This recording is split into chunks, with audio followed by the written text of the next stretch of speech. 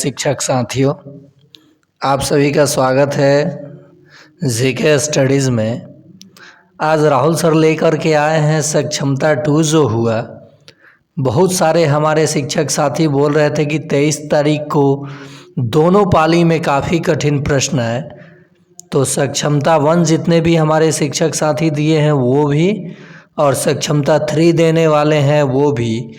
देखेंगे इनके एग्ज़ाम में कितना मुश्किल प्रश्न आया था। और मैं कुछ ही गणित के, कुछ ज़्यादा नहीं, अगर आप लोगों का कमेंट आएगा कि इस 23 तारीख वाले प्रथम पाली और द्वितीय पाली का दोनों प्रश्न पत्र करा दीजिए तो मैं करा दूंगा। इन कुछ प्रश्नों को हम लोग यहाँ पे देखेंगे, गणित के प्रश्नों को। ना ज़्यादा मुश्किल था ना ज़्यादा आसान था, बस जो लोग जीके स्टडीज़ पे जुड़े थे उनके लिए आसान था, बाकी लोगों के लिए मुश्किल था। वैसे ही आप अगर इस चैनल को देख रहे हैं तो मेरा दूसरा चैनल है study with Rahul, study with Rahul 247। ये दूसरा चैनल है। इस पे प्रत्येक दिन का सक्षमता 2 का मैं प्रश्न पत्र डाल चुका हूँ, उसका पूरा हल करके आप देख सकते हैं। और इस चैनल को भी आप सब्सक्राइब कर लें, आपको बहुत कुछ सीखने को मिलेगा। तो चलिए स्टार्ट किया जाए। यदि दो वृत्तों की त्रिज्याएं 4 सेंटीमीटर और 3 सेंटीमीटर के अनुपात में है तो उनके क्षेत्रफलों का अनुपात क्या होगा। देखिए दोस्तों, दो वृत्त है, एक वृत्त ये है और एक वृत्त ये है। इसको और छोटा कर लेता हूँ। इस वृत्त की त्रिज्या है 4 सेंटीमीटर, इस वृत्त की त्रिज्या है 3 सेंटीमीटर। तो जब भी वृत्तों की त्रिज्याएं दी रहे और उनके क्षेत्रफल का अनुपात पूछा जाए, जो ये अनुपात दिया है त्रिज्याओं का अनुपात और क्षेत्रफल का अनुपात पूछा जाए, तो इसका भी वर्ग कर दीजिए और इसका भी वर्ग कर दीजिए।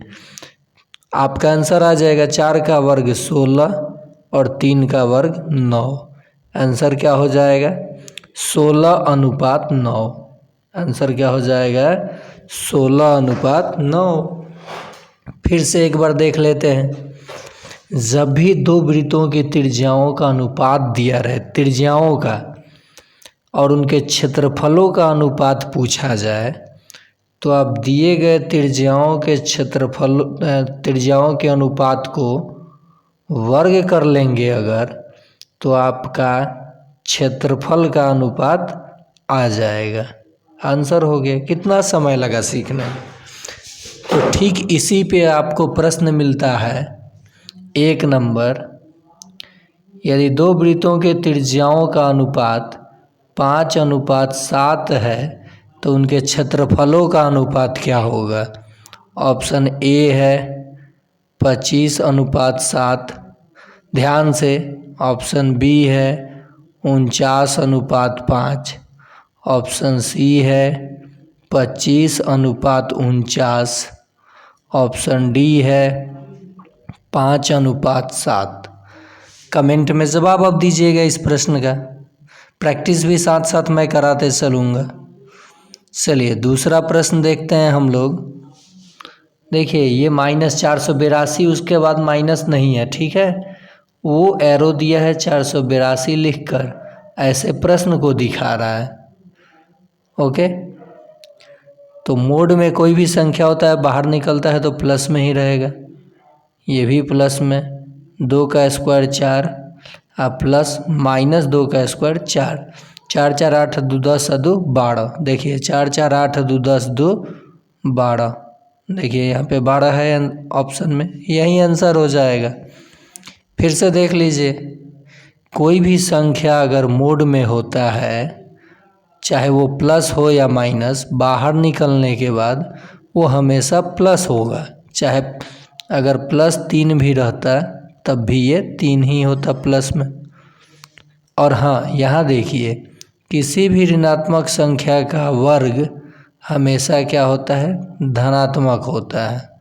जैसे -3 का वर्ग करना है तो +9 हो जाएगा। तो समझ गए ये भी प्रश्न आप।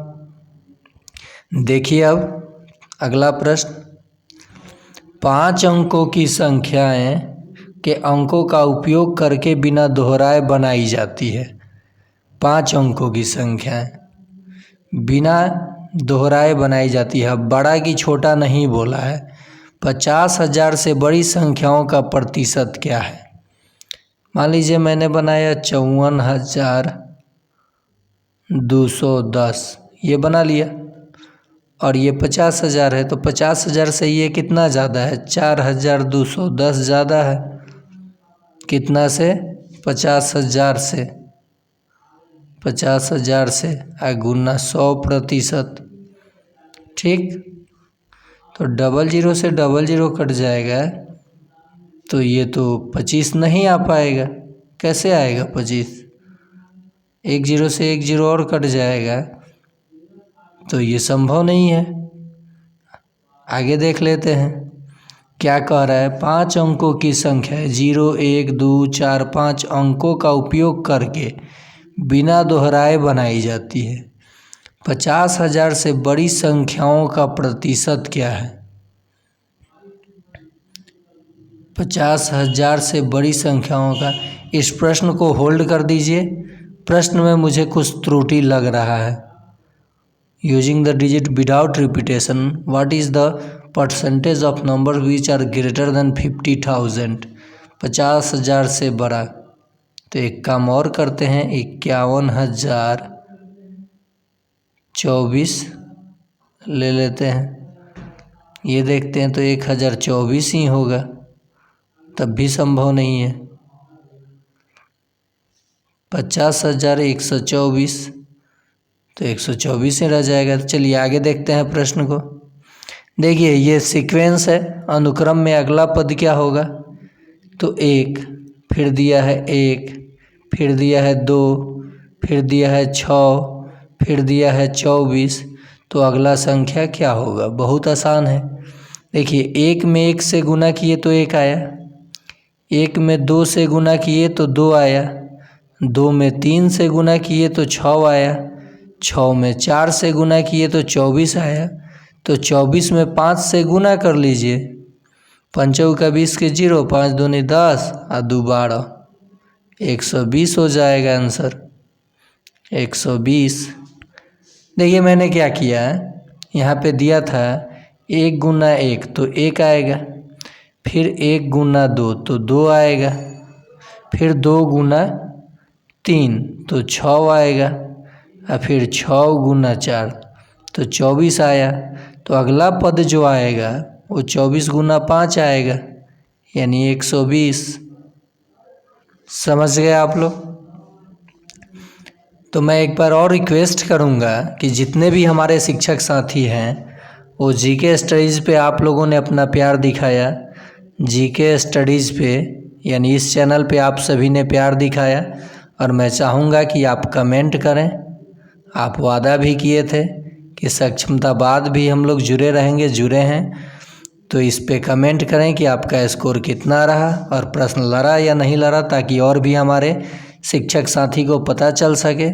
और साथ ही इस चैनल के साथ ही साथ मैं अब दूसरे चैनल पे ज़्यादा समय देता हूँ, और वो है स्टडी विथ राहुल। स्टडी, देखिए एस कैपिटल होगा, बाकी सब स्मॉल, एक में ही डब्लू कैपिटल होगा, स्टडी विथ राहुल 247। देखिए आर कैपिटल होगा, डब्लू कैपिटल होगा, एस कैपिटल होगा, और ऐसे जब आप एक साथ लिखिएगा, सर्च कीजिएगा तो चैनल आ जाएगा, आपको वीडियो दिख जाएगा। सक्षमता 2 के सभी दिन का प्रश्न पत्र का हल मैं करा चुका हूँ, और आगे क्लास जारी है सीटेट के लिए, बीपीएससी टीआरई 4 के लिए, बेसिक गणित, इन सब चीज़ों की तैयारी आपकी, एसएससी जीडी, रेलवे, रीजनिंग, सब चीज़ों की। तो आप दोनों चैनल को सब्सक्राइब कर लें और अपने दोस्तों में शेयर कर दें। देखिए ये एपी का प्रश्न है, 1 है, 4 है, 7 है, 10 है का 81वां पद पूछा है। ओके, तो देखिए पहले पद को हम लोग ए कहते हैं, दो पदों के बीच में अगर समान अंतर है तो उसे डी कहते हैं। डी का मान हो जाएगा 4 में से 1 जाएगा तो कितना 3, और ए का मान कितना है 1। कौन सा पद बताना है 81वां, तो A81, या फिर आप लिख सकते हैं T81 टर्म ऑफ 81वां। A प्लस 1 कम कर दीजिए 81 में से 80 डी, पहला पद 1 जोड़ 80 गुना डी का मान 3, 1 जोड़ 240। देखिए जोड़ने पे कितना आ जाएगा 241। ऑप्शन में है। देखिए मैंने क्या किया, पहले पद को प्रथम पद कहा जाता है, अंतर समान हो अगर, देखिए 10 में से भी 7 जाएगा, T3 में से अगर T4 में से T3 जाएगा तब भी क्या आएगा 3 ही आएगा, इसीलिए कहा अनुक्रम है, सीरीज में है, तो इसका आंसर क्या हो जाएगा 241। अब मान लीजिए मैंने दिया 5, 10, 15, 20 का 19वां पद क्या होगा, क्या होगा, तो आप नहीं बना देंगे, ए की जगह क्या रखेंगे 5 प्लस 19वां पद पूछा है, जो पद पूछे उसे 1 कम कर दीजिए और डी से गुना। तो मान लीजिए यहाँ पे मैंने लिख दिया 19वां पद पूछा था, 5, 10, 15, 20 का कौन सा पद 19वां पद, तो मैंने लिख दिया ए के जगह पे ये ए प्लस 18 डी, अंतर तो 5 ही क्या है, 5 प्लस 18 गुना 5, 18 पचे 90 या 5 95, और 19 पचे 95 होता है ना, तो ये आंसर हो गया। तो आप लोगों को एक जवाब देना है कमेंट में दूसरे प्रश्न का, 2, 6, 10, 14 का 21वां पद होगा। ऑप्शन आपका ए है, ध्यान से बनाइएगा, ठीक है। 81, ऑप्शन बी है 82, ऑप्शन सी है 83 और ऑप्शन डी है 84। कमेंट में जवाब ज़रूर दीजिएगा। चलिए अगला प्रश्न देखते हैं।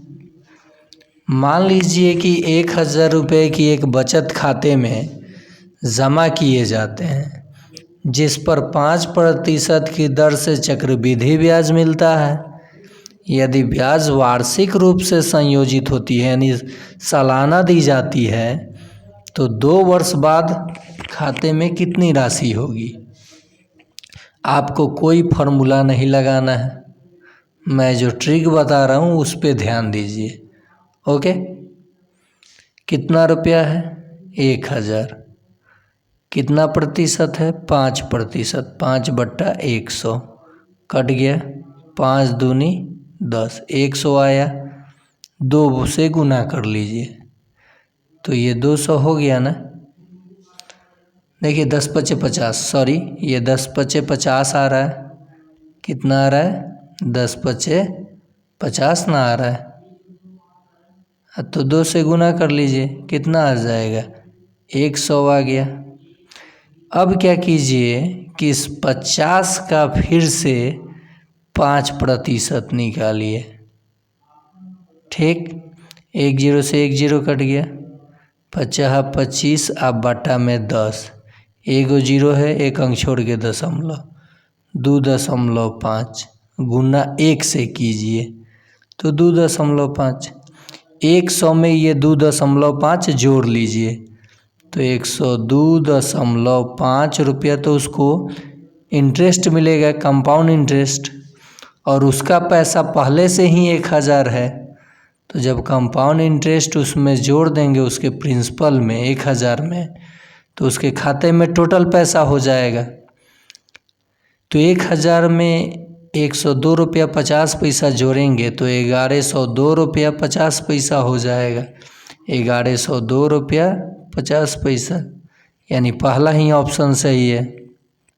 फिर से देख लीजिए, जब भी 2 वर्ष की, ये केवल 2 वर्ष के लिए ट्रिक था, ठीक है।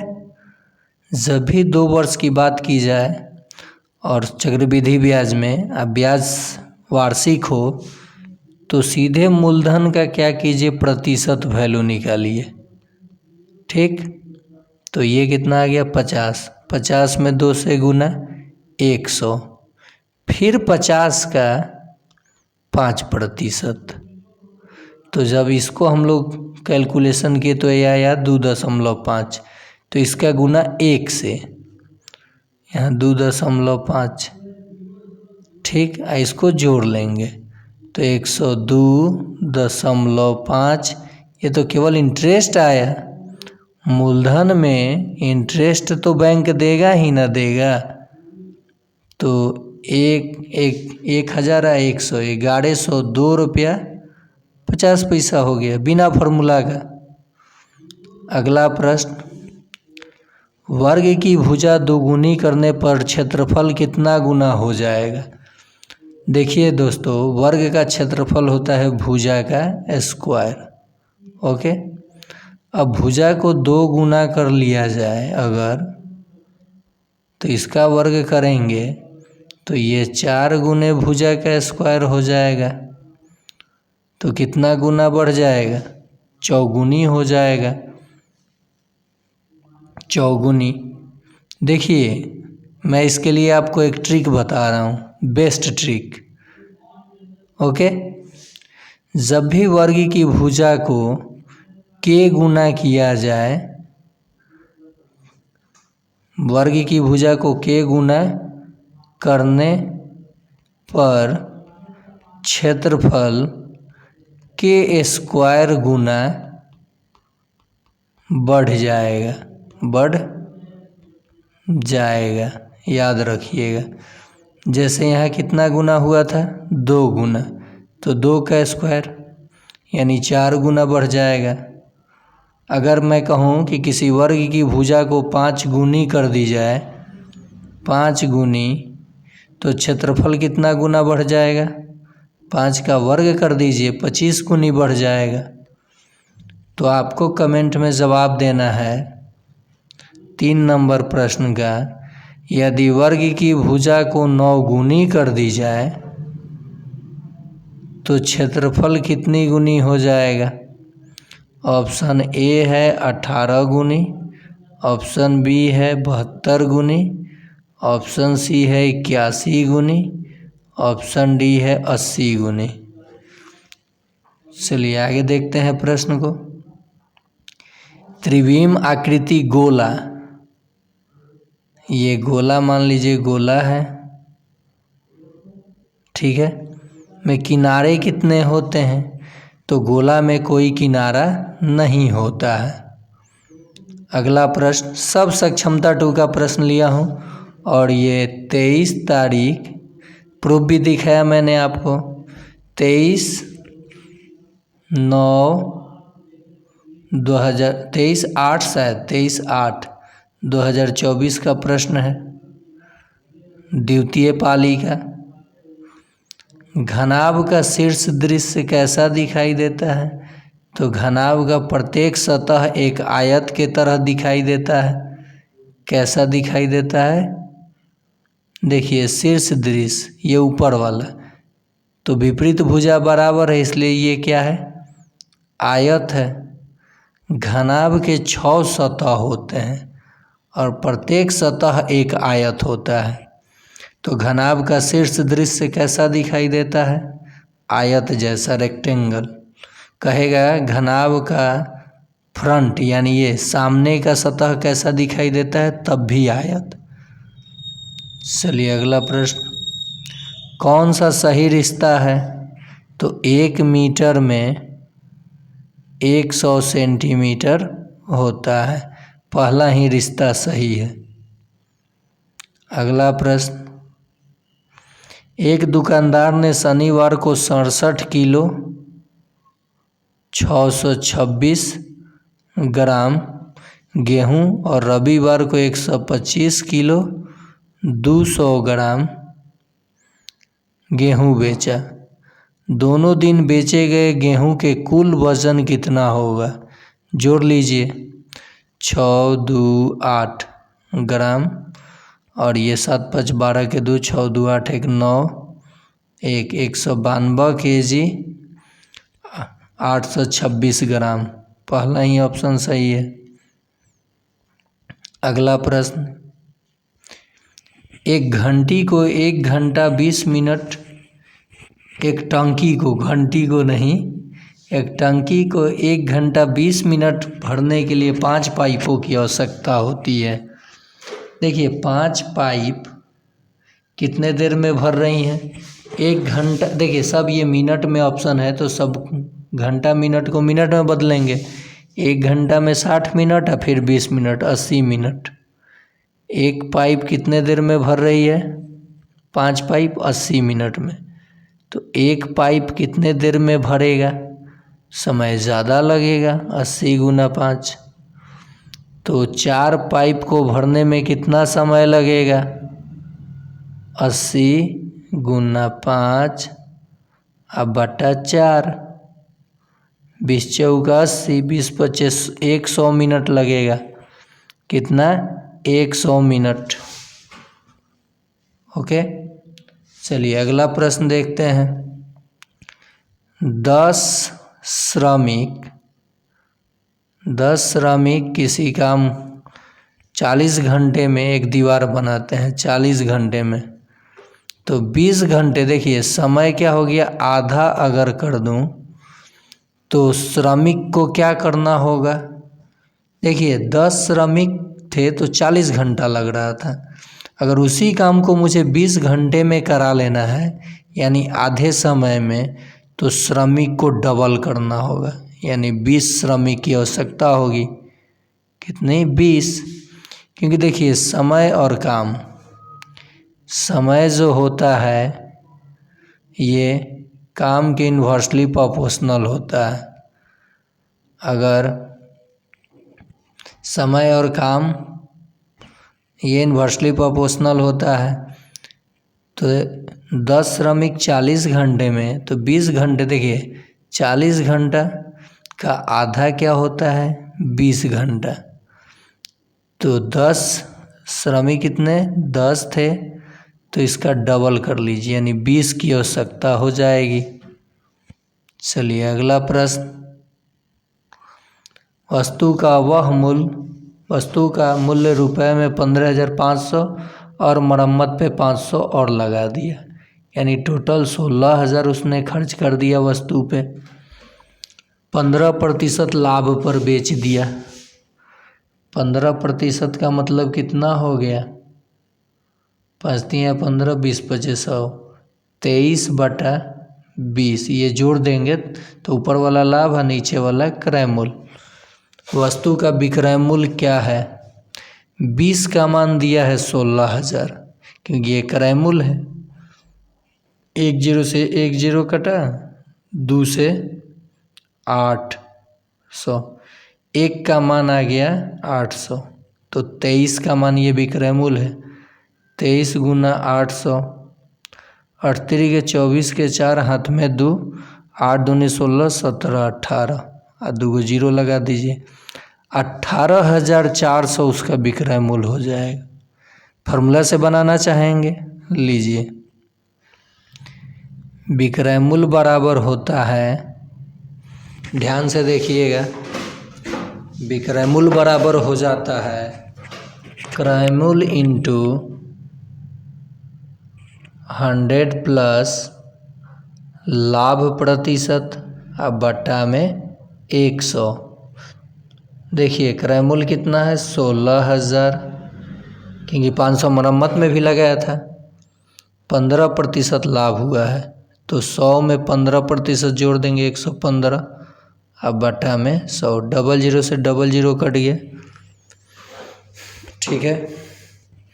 देखिए 16 पच्चे 80 के 0, हाथ में 8, 16 और 8, 16 एकम 16, 8, 24 के 4, हाथ में 2, 16 एकम 16 2, 18, एगो 0 भूले हैं लगा दिए, 18,400 आ गया।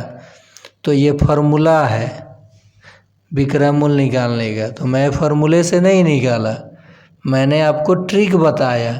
क्या बताया? ट्रिक।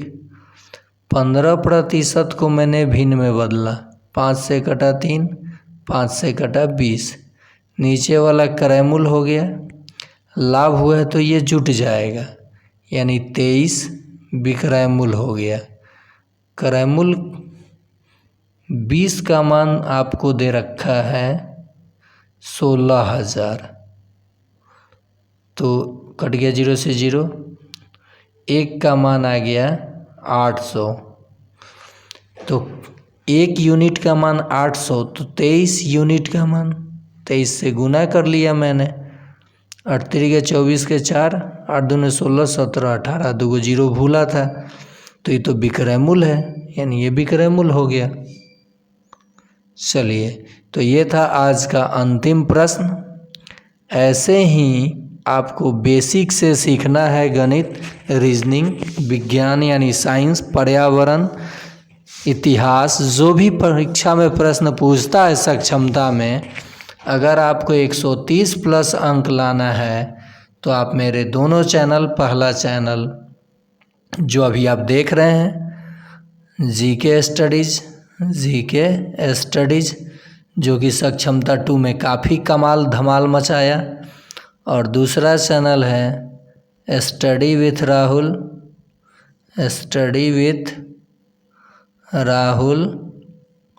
247। आप दोनों चैनल पे विजिट कर सकते हैं और देख सकते हैं कि कैसे सक्षमता में प्रश्न लड़ा था और अन्य एग्ज़ाम की जो मैं तैयारी कर रहा था उसमें कैसे प्रश्न लड़ेगा। तो आज के लिए इतना ही।